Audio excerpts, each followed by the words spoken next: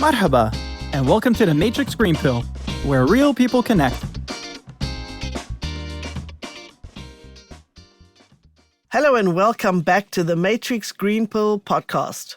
I'm Hilmarie Hutchison, and today I am so honored to have Jennifer Pettinger as my guest on the show. Jennifer is the founder of GRIF, a top global hospitality event. As a woman in a male-dominated industry, she spotlights Middle Eastern talent and culture while providing a platform for F&B investment opportunities. As testament to her influence and impact on the industry, she has been included in the Caterham Middle East Power List for 2 consecutive years. In addition, Jennifer was part of the team who climbed Mount Kilimanjaro and broke the world record for the highest game of cricket ever played, raising £200,000 for charity. Wow, how incredible. Jennifer, welcome and thank you so much for joining me today. Well, thank you so much, Hilmarie, for having me. Thank you for that lovely introduction. I've never sounded so impressive. Well, you are impressive. There's no doubt about that. Thank you. Before we talk about how you got in the hospitality, could you please tell our audience a bit about your background and how you ended up in the Middle East? Sure. Well, I mean, it's kind of a tale as old as time. I ended up in the Middle East because of a boy who is now my husband. He moved out here and I followed him because it was the place to be. So back in 2008, which is when I moved out, everything was collapsing in London with Lehman Brothers crisis having happened. And the Middle East was Dubai, was this exciting new land of promise. So it seemed like a wonderful opportunity to move out. And I am originally from Sydney, Australia, but have lived all over the world. And to me, Dubai seemed like a very exciting adventure, which has now been going on for 15 years and 2 children later. It's amazing how many people have a very similar story, just come for a few years and then end up staying. Then how did you get involved in the hospitality industry? I actually got involved in the hospitality industry by accident.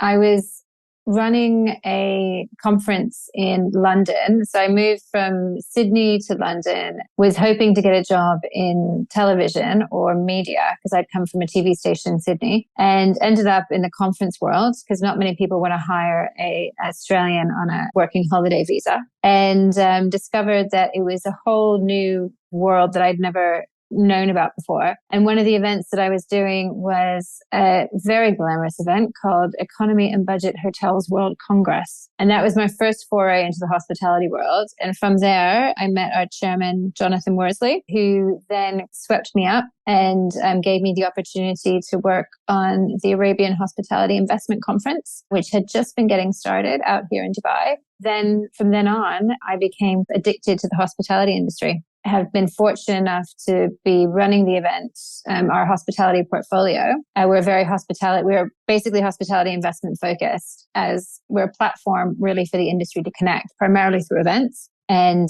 we've run events for the hospitality investment community all over the world, in Russia, in Turkey, all through Africa. And our flagship event is here in the UAE, Future Hospitality Summit, previously known as the Arabian Hospitality Investment Conference. And I launched off the back of a need from the industry, the Global Restaurant Investment Forum. So that really was how I got into restaurants, launching an event specifically for the restaurant industry. And that connected people who had restaurant concepts and franchises and were looking for investment and partners. And it became a global platform over the last 8 years. So GRIF, the Global Restaurant Investment Forum. That's correct, yes. That you are the founder of?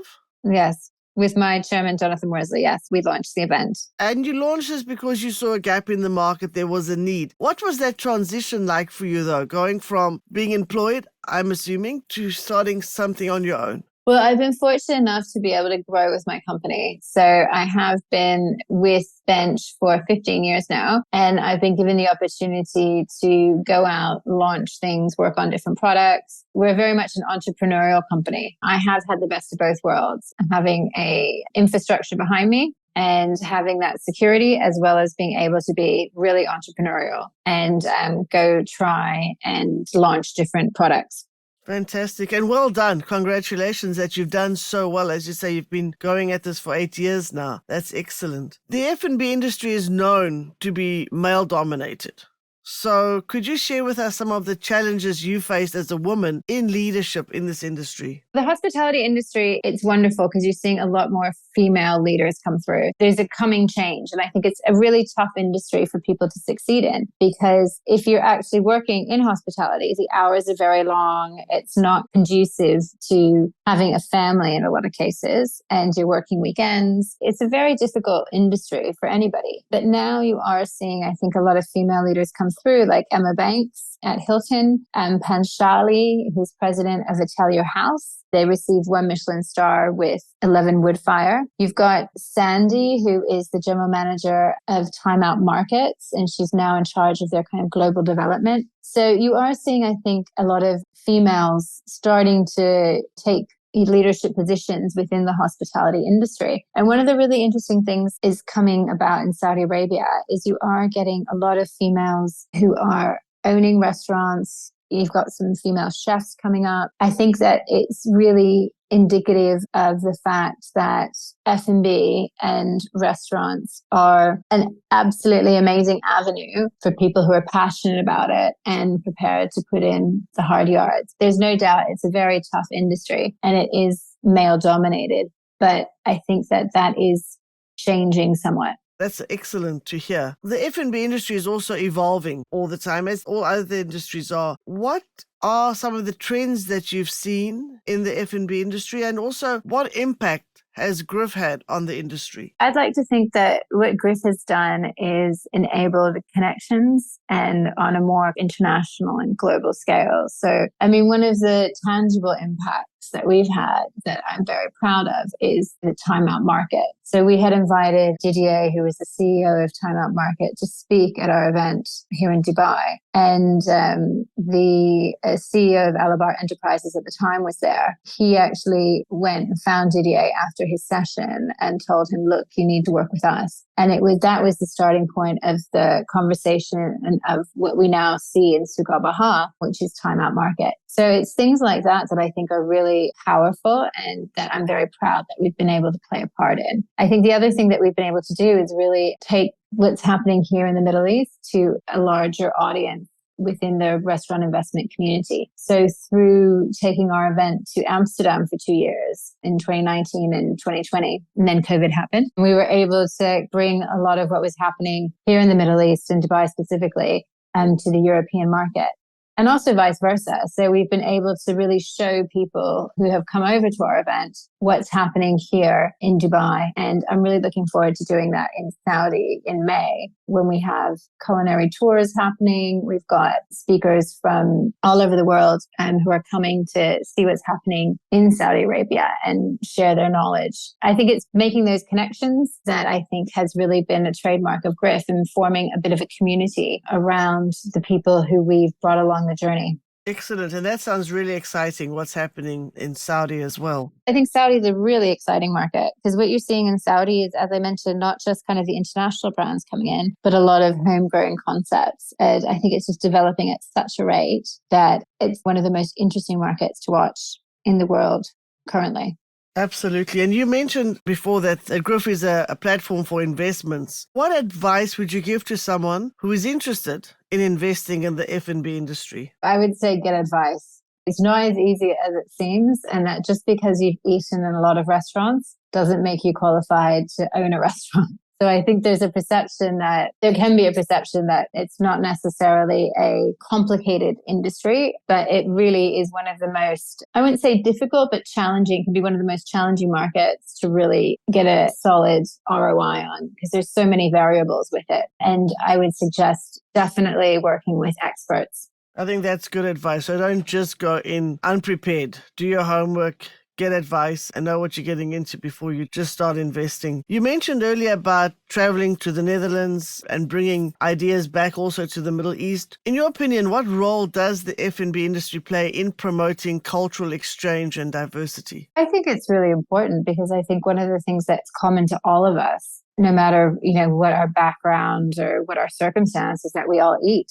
And I think, for millennia, people have been sitting around, maybe not millennia, people have been sitting around and sharing meals, and that's where they connect.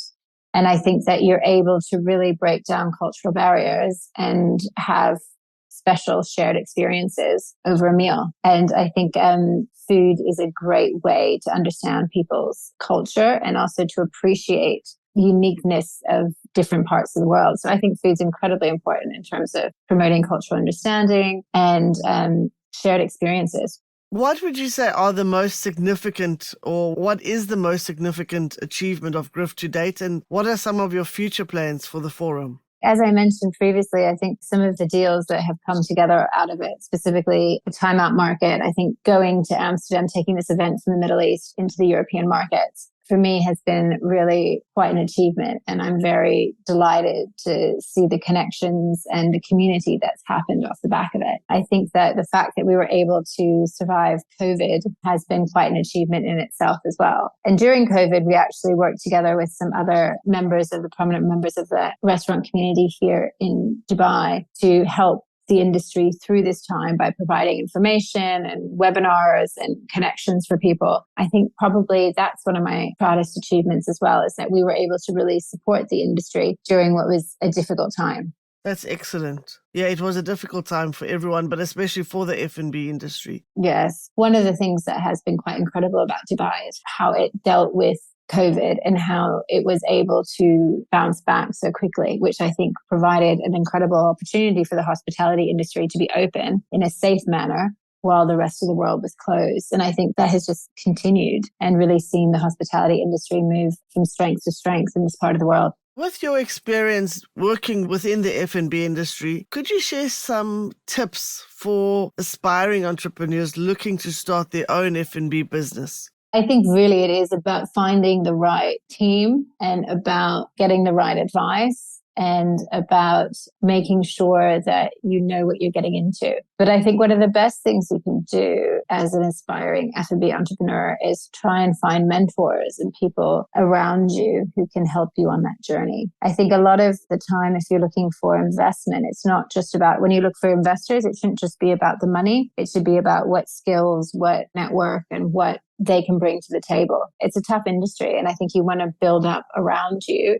a good team and support network that has experience and can help you navigate through what can be a tricky environment. Excellent. I also think that what you mentioned about mentors is excellent. Finding somebody who already has the knowledge that can guide you through some of the difficult decisions that you will have to make. I think that's good advice. Yeah, I think one of the lovely things about the hospitality industry as well is that people are very willing to share. People are in the hospitality industry primarily because they really enjoy it and they love it. So they're very happy to help people and, well, I found anyway, to give their time to support the next generation that's coming up. I mean, one of the big challenges that hospitality has globally is getting people into the workforce and creating a good, attractive environment for the next generation to want to work within hospitality. I think that's a challenge that as an industry we definitely have and we all need to be working together on.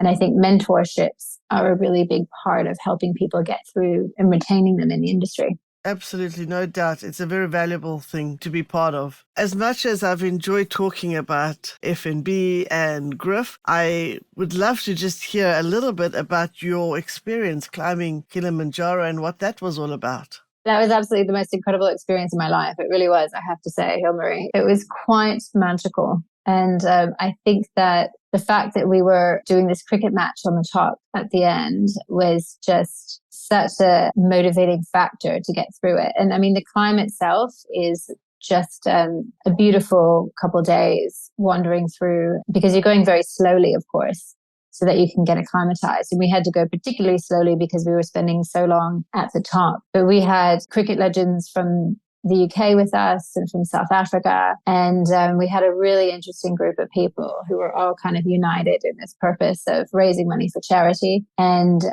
for setting this world record. I would highly recommend anyone to take on a challenge that they don't think that they can necessarily do. Because for me, it was something I didn't think that I would be. I thought, climbing a mountain, you're playing cricket at the top of it. That's not something that I could ever accomplish. But I did it. And I think it was one of those moments in life where you think, I've done this. What else can I do that I didn't think I was capable of?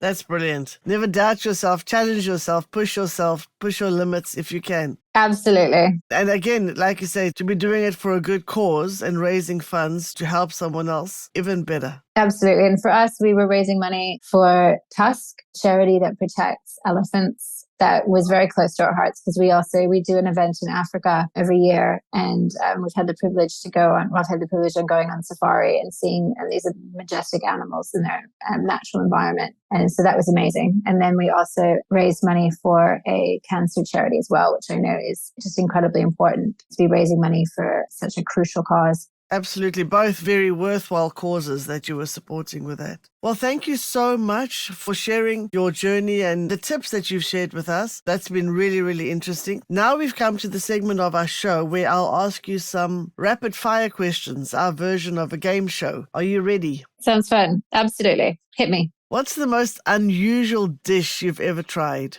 I think there's a place in Kenya, in Nairobi, called Carnivore, where they have things like crocodile. And I think crocodile probably is the most unusual dish I've ever tried. Do you prefer dining in a fancy restaurant or a food truck? I think it's all about the atmosphere and the people you're with. Have you ever had a food-related disaster in the kitchen? All the time, Hilmarie. I am not a cook, I have to say. Okay. If you were a food item, what would you be and why? Oh, wow, that's a tough one. I think I would have to be a Tim Tam. So I think you've got 3 different layers there, each one delicious. And you've got a melty outside coating. And they're Australian biscuits, Australian chocolate biscuits. Of course, we love Tim Tams. I love that. I think that's an excellent choice. What is one thing you do every day, no matter how busy you are? I kiss my babies and I hug my babies and my husband every day. Lovely. Very nice. Well, that was the end of the game show. That wasn't too difficult. Thank you for playing along. My pleasure. Now, before we wrap up, we would like to do our Green Pill moment. What was your Green Pill moment? The action or event that was the turning point for you or your career? So for me, it was essentially deciding to take this job interview that was for a conference producer for a company called Terrapin in London. I wasn't even going to go to the interview. And I can distinctly remember I was at the art gallery. I just arrived in London about 2 weeks ago, and I was meeting up with a friend at the art gallery. We were at the Tate Modern, and I had like an hour to get to the interview. And I said, I don't know if I really, I was in my 20s. I was like, I don't really think I'm going to go. And then she said, no, you should go. It's good practice. Regardless if you want the job or not, you should definitely go and just do the interview. I went, did the interview, got the job. And that's where I met my husband. And that's where it all started for my career in hospitality with bench events and GRIF and everything that's subsequently happened. The amazing ride that I've been on since that day. Wow, what a fantastic story. So inspiring. And as you said, when an opportunity is there, even though you might not think it will lead anywhere, just take it for the experience. You never know where it's going to lead. Exactly. I love that. That's what I've learned in life. I've also always learned, always take the meeting. Even if you're not sure where it's going to lead, it's amazing where conversations and people can take you. Absolutely. Fantastic. Well, thank you so much for sharing your journey and your story with us. So incredible, so inspiring. I've really enjoyed this. Before we say goodbye, though, could you please tell our listeners where they can find and follow you? If you have a look at Instagram, I'm at Girl About the Globe. And also, if you go to Future Hospitality Summit, you will be able to find more about our events and connect with us so that we can keep you in the loop for what we're doing in the future. Thank you very much. And we'll also put that in the show notes. So thank you again so much, Jennifer, for joining me today. It's been excellent. And I wish you all the very best. And I will be following your journey as you continue. Thank you so much, Hilmarie. Lovely to talk to you. And thank you for the opportunity. If you enjoy our conversations, please like and subscribe. See you next Wednesday.